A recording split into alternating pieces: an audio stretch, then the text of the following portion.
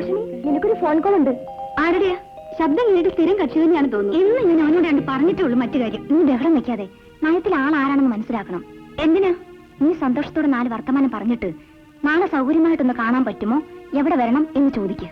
ഓഹോ, ആ കുരങ്ങിന്റെ മുഖം ഞാൻ കാണണമെന്നാണ് നീ പറയുന്നത്? ചുമ്മാ ഇരി. എന്നാലല്ലേ അവൻ കണ്ട് കൊടുക്കാൻ പറ്റൂ. നാളെ തമ്മിൽ കാണാൻ പറ്റുമെന്നോ? റോഷിനി തന്നെയാണോ സംസാരിക്കുന്നത്? അതെ. എവിടെ മീറ്റ് ചെയ്യാമെന്ന? ബേബി ഹോസ്പിറ്റലിന്റെ പുറകിലുള്ള ഗ്രൗണ്ടിൽ വെച്ച്. അവിടെ വെച്ച് കാണാം. പക്ഷേ റോഷിനി എന്നെ എങ്ങനെ തിരിച്ചറിയും? അതൊരു പ്രശ്നമാണല്ലോ. ഒരു കാര്യം ചെയ്യാം, നല്ല ചുവപ്പ് ഷർട്ടും വെള്ള പാന്റും ഇട്ട് വന്നാൽ മതി. ഞാൻ തിരിച്ചറിഞ്ഞോളാം. കൃത്യം 8:30 തന്നെ വരണം കേട്ടോ. നാളെ ബ്രേക്ക്ഫാസ്റ്റ് നമുക്ക് ഒരുമിച്ചാവും. പറ്റുമെങ്കിൽ ഒരു മോർണിംഗ് ഷോയ്ക്കും പോവാം. Okay? Okay. Good night. Bye bye. Sweet dreams. Same to U.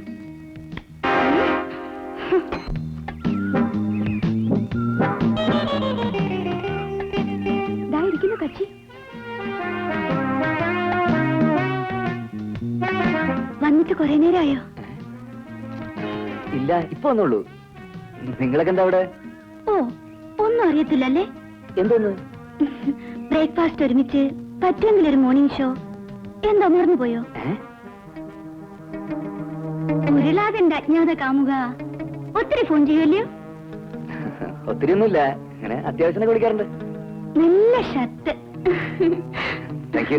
അയ്യടാ, പറഞ്ഞതുപോലെ നല്ല ചുവപ്പ് ഷർട്ടും വെള്ള പാന്റും. എന്താ എഴുതിയിരിക്കുന്നേ? Soccer team. ഇതുപോലുള്ള തെമ്മാടിത്തരം കാണിക്കരുതെന്ന് പറയണ ഞാൻ പോക്കൃത്തരം കളിക്കോട്ടെ. ഒറ്റ കീറ് വെച്ചാണല്ലോ നേരമായി പോട്ടെ പോട്ടെ. താനിക്കെട്ട് 2 എണ്ണം തരണം വെച്ചിട്ട് കുറെ നാളായി. കുഴങ്ങ എന്താ തന്റെ മനസ്സിലിപ്പ്? വലിയ സുന്ദരനാണെന്ന ഭാവം വേണ്ടോ? അതേടി, നിനക്കെന്താ സംശയം? നീ ആരടി? മാനത്തിന് പൊട്ടി വിടോ, ഊർവശിയോ? എന്റെ സ്വഭാവം നിനക്കറിയാൻ പറ്റില്ല. അറിഞ്ഞ ഒരൊറ്റ ചവിട്ടിയും വെച്ചോണ്ടല്ലോ. കുട്ടിത്തേവാങ്ക തന്റെ പല്ലടിച്ച് താഴെയിടും. കൂടി ശവമേ കൊടുത്ത് എന്റെ സ്വഭാവം ശരിക്കറിയാൻ പറ്റില്ല. ശരിക്കും അറിഞ്ഞാൽ തന്നോണ്ട് നേരത്തെ തേക്കാനത് വായിൽ പല്ലുണ്ടാവില്ലോ. കുറെ നാളെ എന്നെ ശല്യം തുടങ്ങിയിട്ട്. ഡെയിലി ഹോസ്റ്റലിലേക്ക് ഫോൺ ചെയ്യാ, ബസ് സ്റ്റോപ്പിൽ വെച്ച് കണ്ട്, ഗ്രൗണ്ടിൽ കണ്ട്, റോഡിൽ കണ്ട്. നോക്കണേ, എന്തിനാണ് ഞാൻ മോണ സ്ഥലത്തേക്ക് വന്ന് കുഞ്ഞു നോക്കി നിൽക്കണേ? നിന്റെ പുറകെ നടക്കുന്ന പറയാൻ മോന്ത കണ്ടാലും മതി. ഈ നമ്പിച്ചിക്കൂട്ടോ ഒറ്റ ചവിട്ടും. നിങ്ങളുടെയൊക്കെ വീട്ടിലില്ലേ പെണ്ണുങ്ങള് ഇങ്ങനെയൊക്കെ പെരുമാറുന്നത്? എന്നാ നിന്റെ മോന്ത എന്നവർ ശരിയാക്കും. കിടന്ന് കൊണ്ടോ ആലുപലാതി. സോറി, സ്വല്പം ലേറ്റ് ആയി പോയല്ലേ? രാത്രിയല്ലേ റോഷിനി പറഞ്ഞത്. ചുവപ്പ് ഷർട്ട് കിട്ടാൻ വളരെ ബുദ്ധിമുട്ടി. ഞായറാഴ്ച ആയതുകൊണ്ട് ഒരു കട പോലും തുറന്നിട്ടില്ല. പിന്നെ ഒരു ഫ്രണ്ടിനെ കൊണ്ട് കട തുറപ്പിച്ച് വാങ്ങിച്ചിട്ടുണ്ട് വന്നതാ. അപ്പോ മനസ്സിലായില്ലേ? Phone, breakfast, morning show.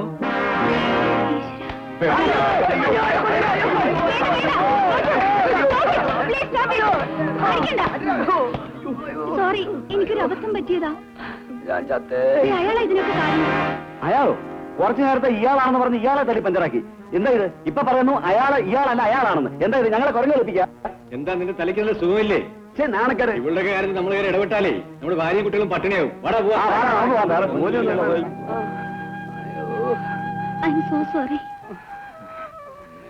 അളിയാ, ഞായറാഴ്ച ആയതുകൊണ്ട് സ്റ്റുഡിയോ ഒഴിവായിരുന്നു. പിന്നെ ഫോട്ടോഗ്രാഫറെ വീട്ടിൽ പോയി വിളിച്ചോണ്ട് വരികയായിരുന്നു. അതാ താമസം.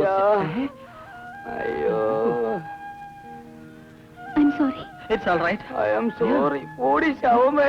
ഇതിനെല്ലാം കാരണക്കാരൻ അയാളാ. അടിക്കടാ, അടിക്കാൻ. ഈ കണ്ടീഷനിൽ നീ എവനെ അടിച്ചില്ലെങ്കിൽ നിന്നെ ഞങ്ങളൊക്കെ കൂടി അടിക്കും. ഞങ്ങളുടെ ടീമിന്റെ അഭിമാനമാണ്ടാ പോകുന്നത്. അടിക്കാൻ, അടിക്കടാ, അടിക്കാൻ.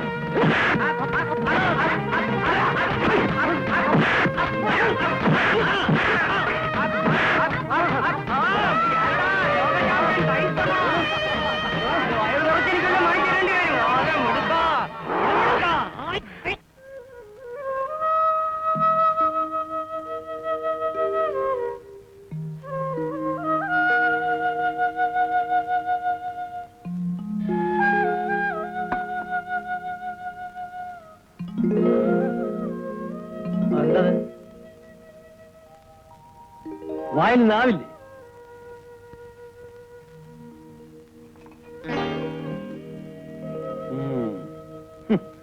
നീയൊക്കെ കുടിയത് തീറ്റിച്ച എന്നെ കുഴപ്പിച്ചത്. അമ്മാവും പറഞ്ഞിട്ടാ അലുവ ചേട്ടന് ഇഷ്ടമാണെന്ന് പറഞ്ഞതുകൊണ്ടാ. ഓഹോ, അപ്പൊ ആ തന്തപ്പടിയുടെ കുരുട്ടു ബുദ്ധിയാണല്ലേ? ആ എന്ത് ചെയ്യണമെന്ന് എനിക്കറിയാം. എടുക്കാൻ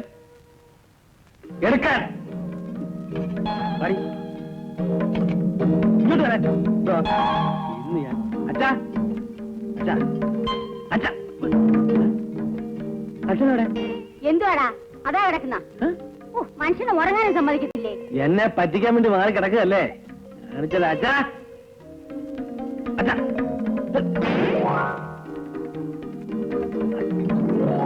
അച്ഛാ. വല്ലോ പറഞ്ഞായിരുന്നോ? ഇതെന്താ കാലാണ് വെച്ചിരിക്കുന്നത്? എന്നാ പിന്നെ അലമാരി കൊണ്ട് വെച്ച് പൂട്ടാം. കാര്യം പറയടാ. എന്നാ രണ്ടരും കൂടെ. അച്ഛനെ ഒരു സാധനം തിന്നാൻ കൊണ്ടുവന്നതാ. ഇങ്ങോട്ട് ഇരുന്നിട്ട് ഇങ്ങോട്ടോ. എന്തൊക്കെ പറഞ്ഞാലും ഈ പന്നി സ്നേഹമുള്ളനാ. ഒരിക്കൽ അലുവ തീറ്റിച്ച് ഇവളെ എന്റെ പെടലിൽ കെട്ടിവെച്ചു.